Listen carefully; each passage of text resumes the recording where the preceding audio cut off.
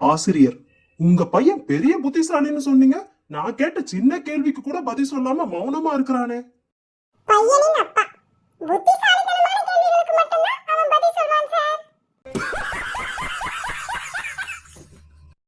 வக்கீல், விபத்து நடந்த இடத்துக்கு 20 மீட்டர் தூரத்துல நின்னு பார்த்ததா சொல்றீங்களே, உங்களால் எவ்வளவு தூரம் பார்க்க முடியும் சொல்லுங்க.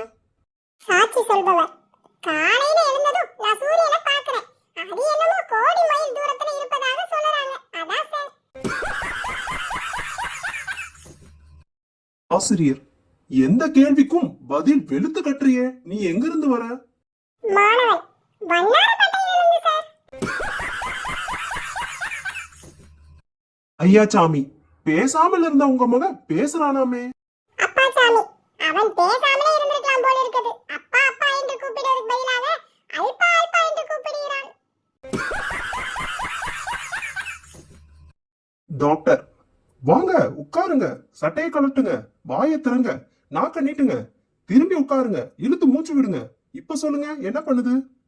வந்தவர், ஒண்ணும் இல்ல டாக்டர். என் மகனுக்கு